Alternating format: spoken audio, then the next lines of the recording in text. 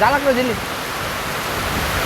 ल है साथीहरू यत्रो ठुलो पानी परिरहेको छ हाम्रो यो दमकमा चाहिँ अहिले गाडाङगुडुङ पनि गरिरहेको छ म चाहिँ पानी परेको बेलामा नि भ्लग बनाइरहेको छु बाहिर जाँदा कतिको चिसो रहेछ भनेर एकचोटि ट्राई गर्छु ल मलाई बुढीले चाहिँ कराउँछ नि तपाईँलाई बिरामी मान्छे भिज्दै गर्नु भन्दा आछु चप्पलै भए छोडियो यार तपाईँहरूकोतिर पनि पानी पर्यो होला अनि अहिले चाहिँ अब यो विशेष हावा चल्यो भने चाहिँ बोट बिरुवा भाँचेर बाटोमा अवरुद्ध हुन्छ क्या त्यससँग चाहिँ हजुरहरू पनि यात्रा गर्दै हुनुहुन्छ भने जोगिएर यात्रा गर्नु होला हेलो साथीहरू सबैजनालाई झोरले है म चाहिँ खेमकुमार मगर अनि आज चाहिँ हाम्रो यो झापा जिल्ला स्पेसल्ली दमक एरियामा ठुलो पानी परिरहेको छ है आवाज राम्रो सुनिरहेको छैन होला आशा छ तपाईँहरू सबैजना सन्चै हुनुहुन्छ म पनि एकदम सन्चै छु अनि आजको मौसम चाहिँ हिजोसम्म चाहिँ पुरै गर्मी थियो मलाई ज्वरो नै ल्यायो होइन अनि यस्तो जिब्रोमा घाउ आएर बोल्न पनि सकिरहेको छैन पालक र पिलिक गर्दैछ फेरि अब के गर्नु एक्लै छु म यहाँनिर है आज यताको पसलहरू कुनै खुले छैन म मात्रै छु यस्तो पानी आएको बेलामा त ग्राहक पनि आउनुहुन्न अनि घर जानु पनि सानो पानी परिसर ल हेर्नु साथीहरू तपाईँहरूलाई देखाउन चाहे आवाज पनि कत्रो ठुलो आइरहेको छ है तर एक त शीतल ठाउँमा आनन्द पनि लागिरहेको छ तपाईँहरूकोतिर पानी पऱ्यो कि परेन कमेन्ट गर्नु होला है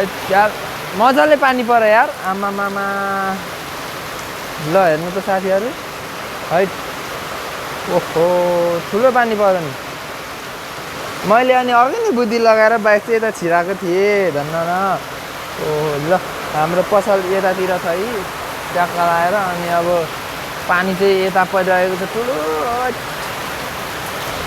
पालाक र पिलिक झालाक र झिलिक यार घर जानु पनि यस्तो छ डर लागिसक्यो यार मलाई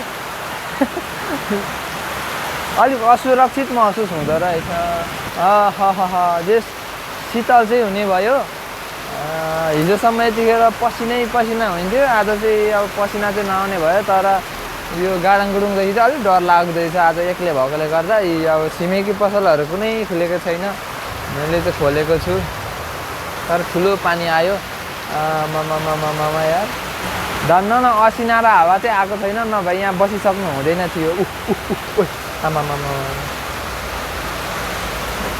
डर लाग्दैछ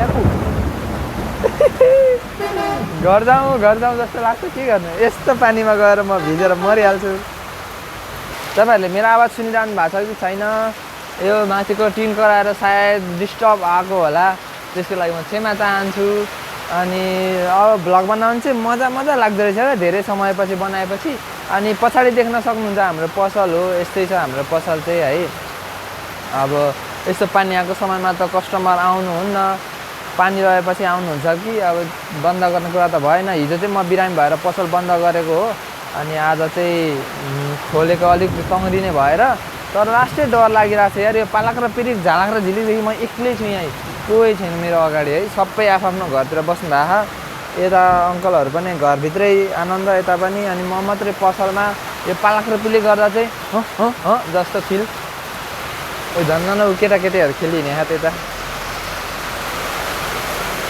ल साथीहरू थामी नसक्नु पानी आएको छ अहिले चाहिँ अनि म चाहिँ यता यो तपाईँहरूसँग गफ गर्दै झालक र झिली गरेकोले चाहिँ डर लागिरहेको छ क्या मलाई कस्तो डर लागिरहेको छ है मलाई केही नहोस् भगवान् एक्लै छु क्या अब राम पानी त यार ठुलै परो त हौ गजबले परो त पानी त हेर्नु त साथीहरू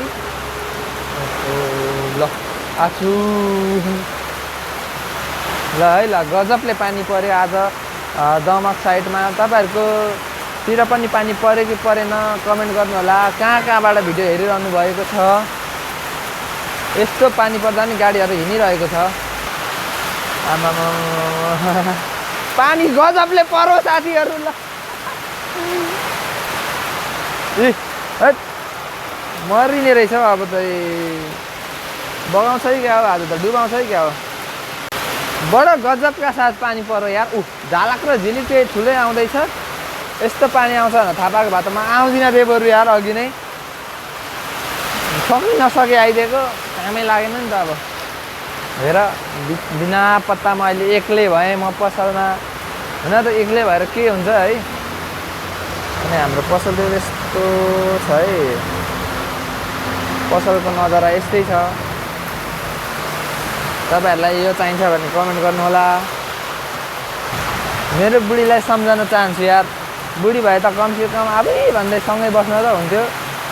अनि मैले चाहिँ एउटा सामान पठाउनु थियो गाउँमा यो, अनि सामान पठाइदिएर गाडीमा हालिदिउँ भनेको, यहाँबाट निस्किनै दिएको भए पो साथीहरू। अब हेर्नु न, यत्रो पानी, यत्रो भीषण पानी परिरहेको बेलामा कता जानु होइन। जे होस्, दमक आज भीषण पानी परिरहेको छ। तपाईँहरूले देख्न सक्नुहुन्छ गाड्याङ र गुडुङ, झालक र झिलिक, पालक र पिलिक पुरै भीषण आमामा पानी आइरहेको छ। ए कहाँ थियो यार, आज त दिनैभरि पर्छ है क्या हो पानी पनि। आमामामामा ठुलो पानी पर्यो त। अनि यस्तो त जे शीतल चाहिँ भइरहेको छ, एउटा खुसीको कुरा भनेको। तर यतिखेर चाहिँ म घरमा हुनुपर्थ्यो क्या, म आनन्द पुल्टुङमा पर सुत्थेँ बरु। यस्तो पानी आउँदा नि गाडीहरू हिँड्न छोडिरहेको छैन। आछु ल, पुरै जाडो भयो, हावा चल्न थाल्यो अब चाहिँ। त्यही भएर म भित्र आइसकेको छु। लास्ट अब खासै डर त लाग्दैन थियो होइन।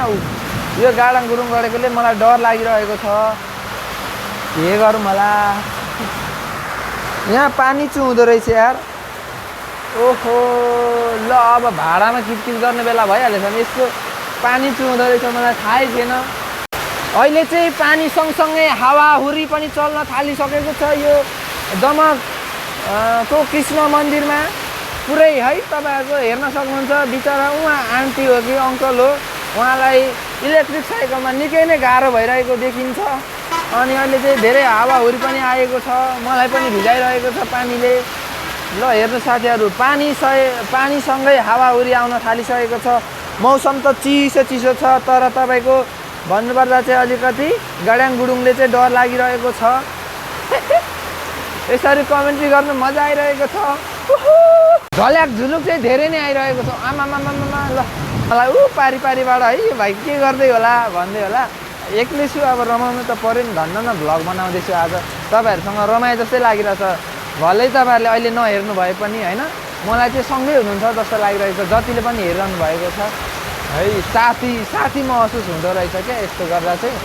ल आमामामामा हावासहित पानी कत्रो परेको यार, देख्न सक्नुहुन्छ तपाईँहरूले पुरै। ओहो जे होस्, शीतल चाहिँ भन्नै नपर्ने क्या, कस्तो आमामामामा। ओइ झालक र झिलिक, पालक र पिलिक यस्तो भयो भने त अनि अहिले मलाई हान्छ त्यहाँ गाडाङ गुडुङ। हस् साथीहरू, अब म एकछिन भ्लग बनाउँदिनँ है, ज्यानको खतरा छ यहाँनिर। भित्र गएर म बस्छु। आमामामा यार। ल है साथीहरू, यत्रो ठुलो पानी परिरहेको छ हाम्रो यो दमकमा चाहिँ अहिले। गाडाङ गुडुङ पनि गरिरहेको छ। म चाहिँ पानी परेको बेलामा नि भ्लग बनाइरहेको छु। कत्रो पानी, आमामामामा। ओहो भिजे यार म।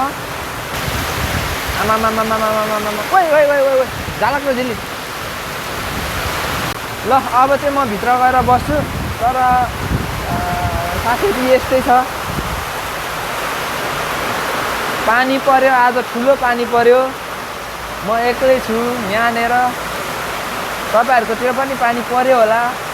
अनि अहिले चाहिँ अब यो विशेष हावा चल्यो भने चाहिँ बोट बिरुवा भाँचेर बाटोमा अवरुद्ध हुन्छ क्या। त्यससँग चाहिँ हजुरहरू पनि यात्रा गर्दै हुनुहुन्छ भने जोगिएर यात्रा गर्नु होला। मलाई हिजो ज्वरो आएको थियो, आज अलिक ठिक भएको थियो होइन। यस्तो चिसोमा बाहिर हिँड्दा चाहिँ फेरि फर्किन सक्छ भन्ने डर लागिरहेको छ। अब चाहिँ म एकछिन भ्लग बनाउँदिनँ है, पानी रहेपछि म फेरि तपाईँहरूलाई भेटिहाल्छु। साउन्ड एकदमै नोइज आइरहेको छ माथिको टिनको कारणले। सो गाइज, हावा चाहिँ एकदम चलिरहेछ यार। ल हेर्नु न, यो हावासहित पानी धरर आइरहेको छ। बाहिर जाँदा कतिको चिसो रहेछ भनेर एकचोटि ट्राई गर्छु ल। मलाई बुढीले चाहिँ कराउँछ नि, तपाईँलाई बिरामी मान्छे भिज्दै गर्नु भनेर। आछु चप्पलै भए छोड्यो यार। आछु छु। ल है साथीहरू, कत्रो पानी परिरहेछ हेर्नु त। आछु